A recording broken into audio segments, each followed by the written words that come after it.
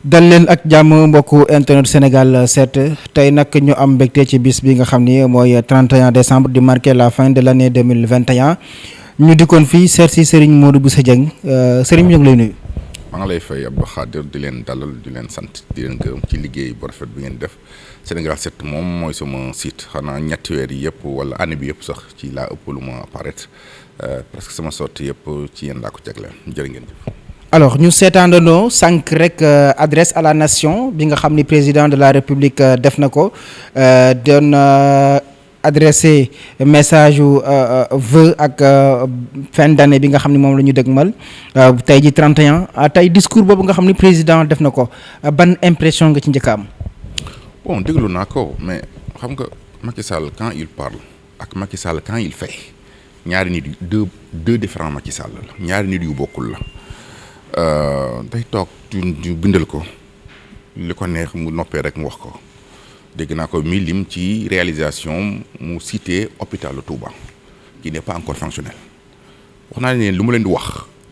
mun na nekk position impopulaire mais quelle que soit la situation dañu may rejoindre waxoon naa leen hôpital bi bi ñu koy inauguré Touba may leen lii yeggul ñu ne non c'est pas vrai parce que sëñ diw ñëw na xanaa gisoo ni mu demee nii ma ne leen yeggul mais màggal ak léegi 3 mois la. benn malade jaaragu fa nga xam ne kon hôpital bi parewul waxoon naa ko am na donc je pense que di wàññi ay hôpitaux yooyu tabax nga ne yoo xam ne si depuis 2 ans nga koy annoncé décembre 2019 wax na hôpital Touba décembre 2020 wax na hôpital Touba décembre 2021 wax na hôpital Touba wàññi ko ci ay réalisation te ba léegi commencé gul je pense que il a l'intérêt à être plus sérieux mais nag bon ku sérieux wul 9 ans ba mu dese le 2 ans je pense que xaaratuma ci Macky Sall mu sérieux. quoi qu'on puisse dire def na ay liggéey ci wàllum santé lu ci mel lib na ko sax mu di hôpitaux yi nga xam ne defar na ko Kaffrine Touba Kédougou ak yeneen ci ay dëkk yoo xam ne def na ko tey loolu bokk na ci ay réalisation loolu tamit aussi mën nañ ko citer que ni lu baax la ci wàllum santé ndax santé mooy priorité au Sénégal. mais Touba nee naa la commencé gul. Touba la fa situation ba fa nekkoon catastrophique ci hôpital ya fa nekkoon soxna yi faatu bu ñu mucc moo fa nekk ba tey hôpital boobu inauguré lañ ko def parce que màggal jot na mënul ñàkk am na mu def mais hôpital bi 3 mois après tàmbaleegul xanaa loo inauguré kay ci lu pare war naa commencé mais commencé gul ça veut dire que sérieux boobu man dama bëgg ñu teg politique fële respecter le peuple sénégalais qui est un peuple très sérieux ñu di leen wax dëgg te di leen won dëgg mais mobiliser l'ensemble des chefs religieux de Touba teg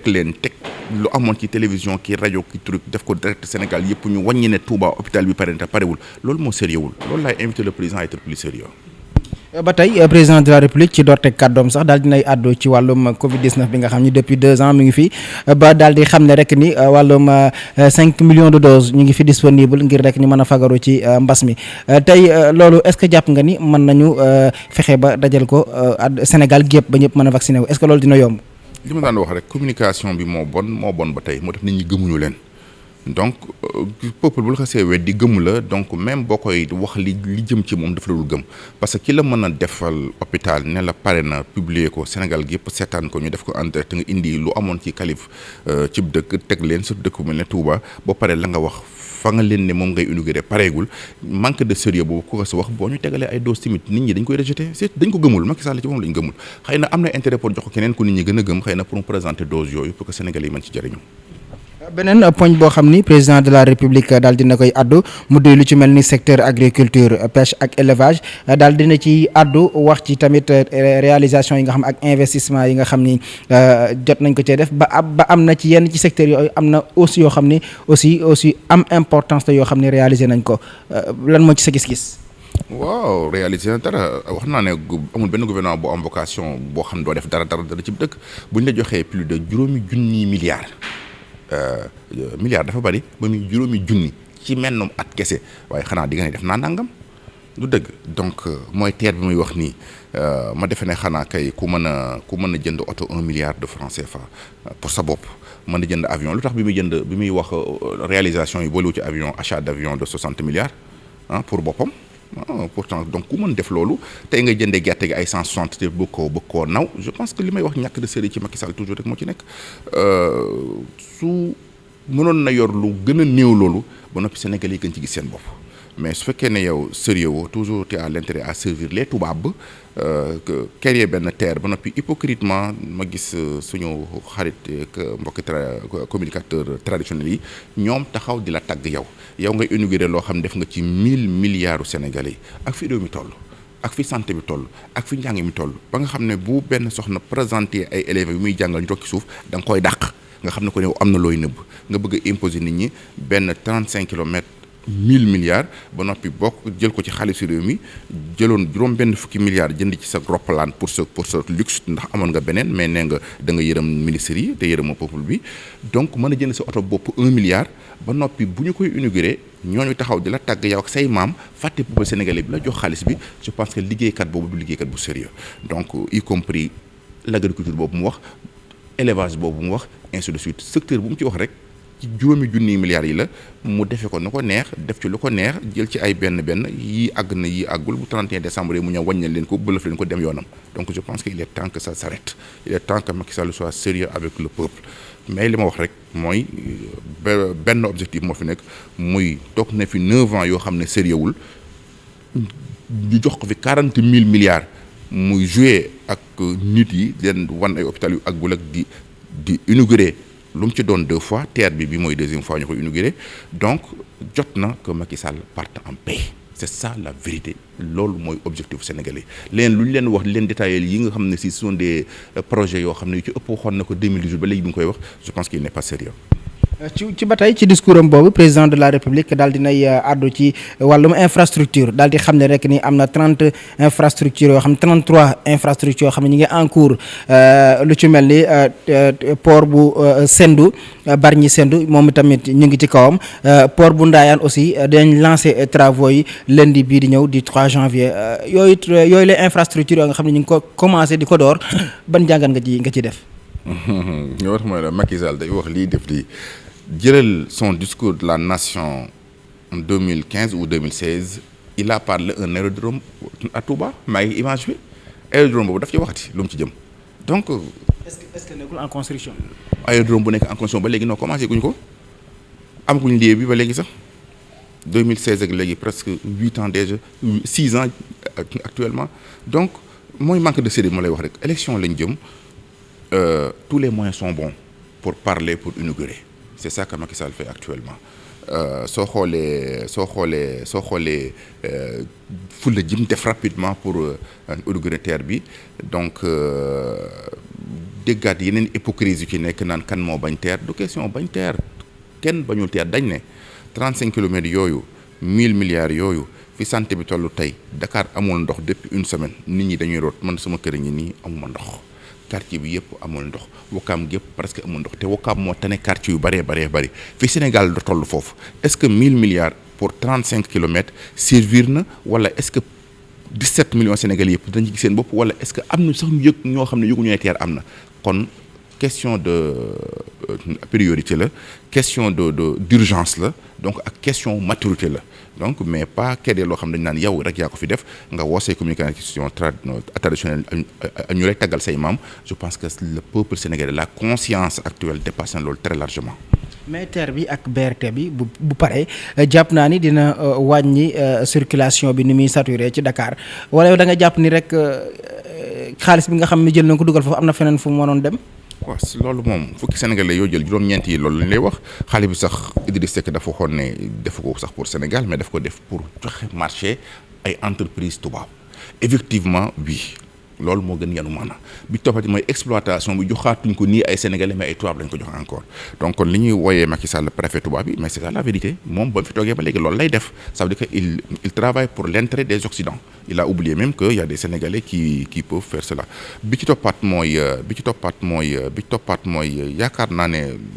fi difficulté yi toll jël 1000 milliards def ko ci 35 kilomètres yoo xam ne benn partie lay jël ñi daan ñëw di màggal si Touba ci saxaar gi lan moo tax mu bloqué ko loolu soxlawuñu woon sax 10 milliards pour que loolu continuer soxlawuñu woon sax pour 5 milliards loolu continuer yow tu étais là màggal passé à Touba gis nga ne am na Sénégalais yuy déparé Dakar bi nee suba la màggal ci bëccëg ak si Touba bisu màggal ci bëccëg nga xam ne dañu perdre màggal ji à cause d'embouteillage bu am ci autoroute am bii nga xam ne ci la obligé Sénégalais yëpp ñu jaar ci ba tax mu dindi train bi donc kon transport de masse rek su fekkoon ne objectif boobu la am kon doon bàyyi train bi ñëw Touba quand il y a 5 à 7 millions de personnes qui se déplacent en même temps que nga bàyyi train bi mu ñëw objectivement su fekkee ne yow da nga bëgg servir ce pays mais daf ko dindi depuis 3 ans autoroute bi pare daf koy Macky Sall day dindi ak nanguwul train bi ñëw Touba day bëgg a obliger pèlerins yi pour que ñu jaar ci autoroute bi ngir fay pour que tubaab yi mën a jël xaalis Sénégal bi yóbbu ko bitim réew donc je pense que loolu ku deretu Sénégal di taw ci sa yaram wala nga gore wala ngay dundandoog sa mbokk yi si compatriotes yi fii je pense que doo def noonu.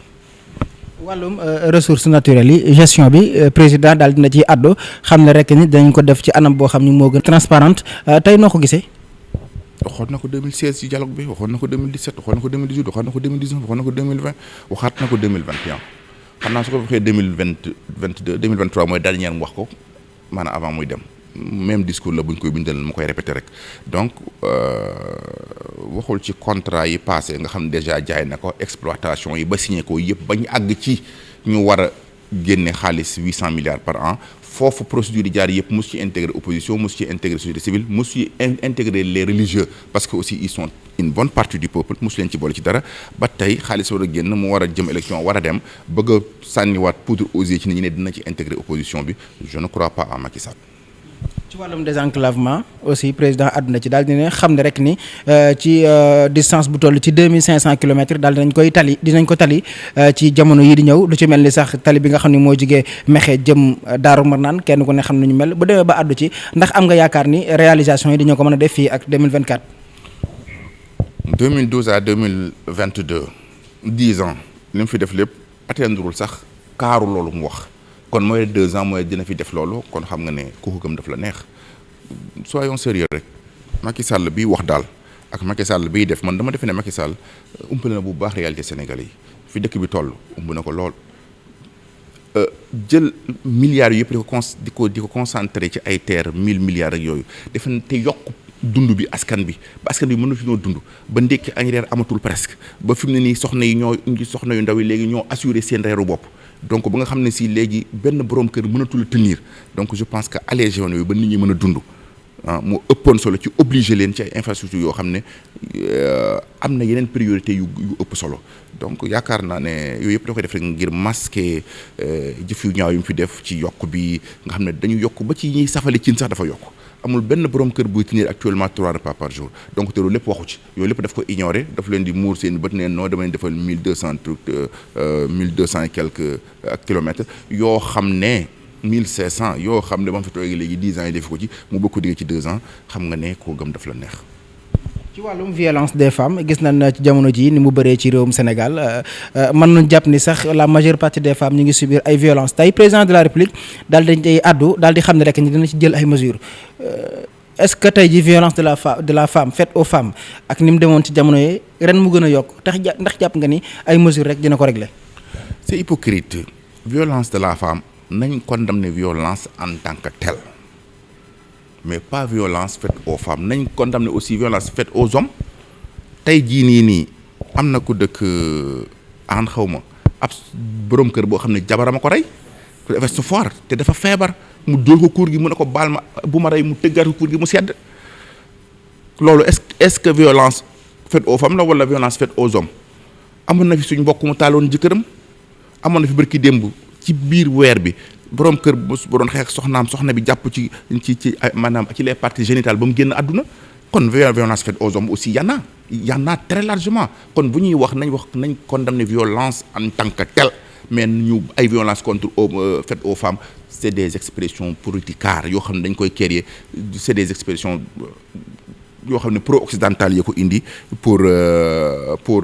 parce que ñoom loolu mooy seen réalité bëgg ñu ko imposer mais fii li fi am du loolu fii bu ñu condamné nañ condamné violence en tant que tel lu ci des rek politique la mais li ëpp solo mooy ñu condamné violence c'est hypocrite condamné li góor yi def jigéen yi te jigéen ñi ñoo gën a soxor ci góor yi fi mu ne te kenn waxu ci c'est hypocrite parce que dañu ragal ay petits mouvements féministes yoo xam ne ils sont partout dans les médias truc je ne suis pas là moi bi ci toppat mooy ñu ngi nii criminaliser viol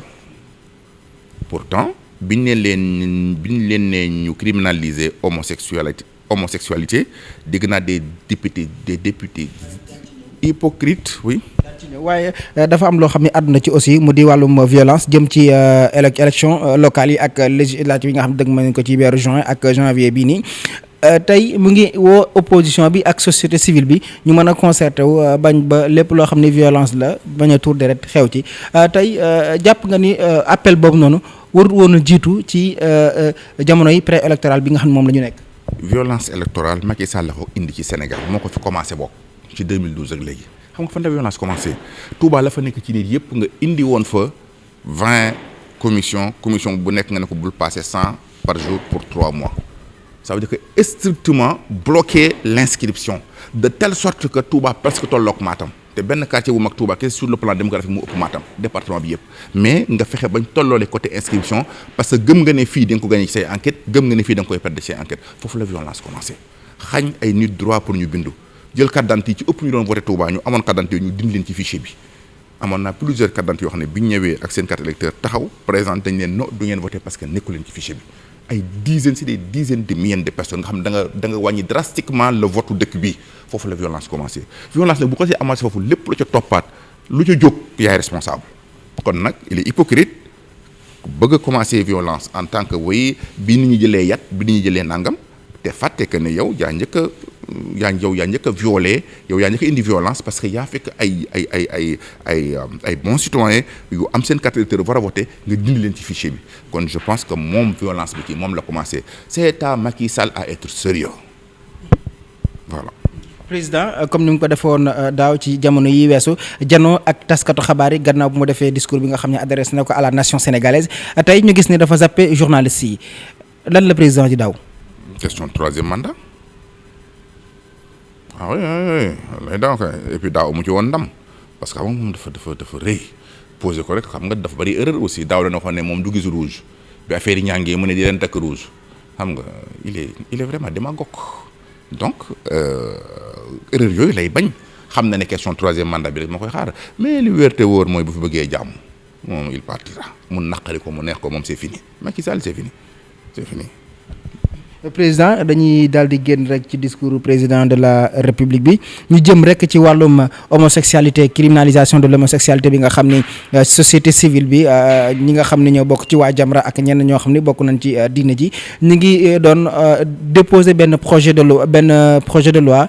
ngir rek ñu mën a criminaliser homosexualité gannaaw bi aussi am na ay rebondissements yi ci am yow en tant que sénégalais ban jàngat nga ciy def. trois argumentations la dégg ñi ànd ak Macky Sall avancé ko mais ce qu'il faut savoir d'abord mooy le parlement est contrôlé par Macky Sall le chef de la majorité bu ne leen woon voté leen ko 10 minutes yi ci topp lañ koy voté ba mu ne leen nañ voté immunité parlementaire u Sonko ak ñeneen ñi des matul sax une semaine lépp terminé Macky Sall moo ko bëggul na leen ko wax duñ ci teg baat parce que monsieur waaye de loi boobu moo ko bañ personnellement moo ko bañ dama ne la Macky Sall mooy wax lii def lii mooy taxu naan non li fekk maa ngi fii du fi am ba noppi gëmu ko soo gëmee na ko criminaliser mais hypocrite yi ma dégg soi-disant député je sais pas quoi naan woy parce que loi baa ngi fi mi ngi ci code pénal bi c'est réprimé mais viol mi ngi fi woon ça a été réprimé toujours mais lan la teewul dañ ko jëlee ci délit indi ko ci crime loolu lañ bëgg ñun tam ñu jëlee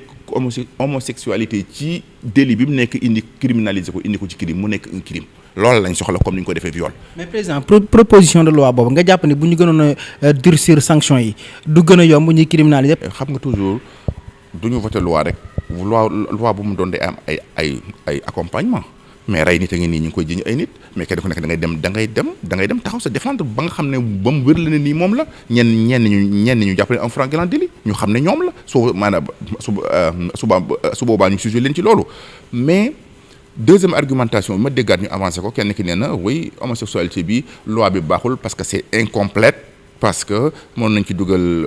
nañ ci lesbianisme mais mën nañ ci dugal ñiy jëfandikoo appareil ñiy yokk ko ba mu yaatu ba nga xam ne si amul benn loi bu mën a régir toute une vie moo tax loi di nekk plusieurs différents articles parce que amul benn loi bu mën a régir lépp day régir la partie l'essentiel homosexualité ci l'islam bu ñu koy wax mooy innakum la ta'tuna yàlla shahwatan min duni nisa xaw ma Luut ñoo ko njëkk a def moo tax arab di ko woyee li waxat ñoom li ñu def mooy jëfandikoo góor ak góor yéen a ngi jëfandikoo góor pour plaisir. voilà l'homosexualité leen lu ci def rek istin baatat yi ñoo ko yokku élargir ko ci loolu mais loolu mooy homosexualité nañ ko nam ne loolu pour le moment en attendant boole ci lesbianisme et après au fur et à mesure loi day gën a mën nañ koy gën a yokku mën nañ koy gën a élargir mais fi mu toll l'essentiel mooy loolu mënuñu sukkandiku ci ne bee ci la bokk ba saa bu leen neexee daal ne kon loolu moo tax kon loi bi baaxul duñ ko wotee non loi bi li mu visé mooy li l'islam aaye mooy li société bi bañ mooy góor ak góor jigéen ak jigéen góor ak góor principalement ñu yokk ci gu jigéen ak jigéen baax na am na yeneen argumentation fallacieuse beneen hypocrite bu taxaw ne oui parce que nous sommes pas dans une république islamique oui mais xamee wu ma seen tur yi dégg naa kenn ku doon woote ci benn télé man je connais pas bien assez député Macky Sall yi su ma leen xamoon tudd leen parce que ku tudd Macky Sall mën ngaa tuddi doomam kooku amul problème mais loolu mu wax noonu mais religion yi fi am yëpp muy christianisme islam juif religion yëpp a condamné homosexualité amul benn religion dans le monde boo xam ne si aayewul homosexuel depuis l'autre bi nga xam ne waa këram ñoo ko njëkk a def ci àdduna ba tey bépp prophète bu fi jaar bu une religion condamné nga homosexualité kon ce n'est pas parce que nous sommes pas dans une république islamique que kon duñu ko criminaliser non c'est fallacieux diine bu mu mën a doon ak sénégalais bu mu mën a doon amul benn sénégalais bu bëgg loolu bu dul benn tierce personne boo xam ne sont des voyous et des bandits ay criminels yoo xam dañ leen war a jàpp sujet leen comme en tant que criminel. waxtu ñu joxoon jeex na waaye gannaaw proposition de loi boobu am na beneen boo xam ne bëgg naa ñu dugg ci mu di li nga xam ne mooy defaree la chronique jamono ji mu di monolocale bi nga xam ne président Ousmane Sonko daal dina koy wax ci discours mu doon def fële ca Ziguinchor discours boobu noo ko jàngatee. dégg naa ko même dégg naa après explication yi mu ci joxe Monaco plusieurs d'autres endroits dans le monde yoo xam ne si am na mais xam nga discours dafa am sa démarche ce qu'on appelle la démarche du discours et le discours en tant que tel dégg naa aussi Moustapha Diakhaté li mu ci wax mais effectivement monnaie locale moom nga wax ko te yam si kese c'est un discours séparatiste ce n'est pas un bon discours c'est un discours séparatiste. Peut-être que ñaar ñoo am ci optimiste yaakaar ne loolu mu wax noonu comme ni mu existait dans les autres endroits noonu la amee ak ñu pessimiste bu ko opposé comme Moustapha Diakhaté peut-être xalaat ne il adresse un groupe connu boo xam ne moom moo leen xam un groupe précis boo xam ne moom moo leen xam si c'est ça c'est un discours séparatiste dangereux su fekkee ne nag comme ni mu ko expliqué moom day expliquer comme li am Monaco ak li am dans les autres endroits il faut être optimiste nga dégg ni mu ko waxee nga gëmee ko noonu donc je pense que ce sont deux avis différents sont valables mais damay wax rek ne Ousmane Sonko a intérêt à contrôler son discours à contrôler sa communication parce que am na fooy toll ci dimension politique faire face à un régime aussi fort comme régime bu Macky Sall yow ngay seet di exploiter ay faayam contre lui contre le régime bi seet nu exploiter say faay contre la yow tam mënoo jiiñaate dëmm ba noppi yow ñu gis la yow ngay soccoo tànku xale xam nga olof def ne ku ñuy jiiñ dëmm du soccoo tànku xale mais aussi kuy jiiñaate dëmm yow tamit doo soccoo tànku xale il a intérêt à revoir sa communication toujours day am ay faay yu bëree bëri yoo xam ne mënoon naa ci insister yu bëri mais dama amul intérêt pour insister ci faayu Ousmane Sonko ne m'intéresse pas benn liggéey lañ bokk muy bokk jëlee fi Macky Sall même su fekkee ne bokkuñu nuñ ko fii même su fekkee ne bokkuñu nuñ koy defee aw ma intérêt pour di xool ay faayam parce que su ma ko ci ñëwaatee l'ennemi va l'exploiter donc moo tax parfois intéressé wu ma ki ma gën a intéressé mooy l'ennemi comme Macky Sall bi ñu bokk ñu dégager ko parce que loolu rek la ñëpp war a bokk tous les patriotes sénégalais benn objectif tous les démocrates sénégalais tous les bonnes foi tous les citoyens benn xeex lañ war a bokk muy le départ de Macky Sall ba gunge ko ci jàmm parce que s'il le faut dañuy mettre suñu pays en péril loolu nag laa bokk toute l'opposition loolu moo tax aw ma intérêt pour ci Ousmane Sonko nee na lii Sonko des petits détails mais voilà lui il a intérêt à revoir sa communication jërëjëf président ñu amoon mbégte janox yow xaj na sax temps bi moo ñu may ñu faram-fàccee lépp mais am nañ mbégte saa su ne di la dalal ci Sénégal 7 ñu ngi lay jaajëfal. yàlla may ñu fekke waat 31 décembre yu bëree bëri at yu bëree bëri ma jaajëfal la bu baax ci liggéey bu rafet bi ngay def di jaajëfalaat Sénégal 7 yéen toujours su ma sorti tey 4 télévision sollicité nañ ma mais yow sama xarit nga suma mbokk taalibe nga suma rakk nga moo tax yow saa boo waxee rek ma ne bismillah maa ngi lay gërëm di la sant jërëjëf.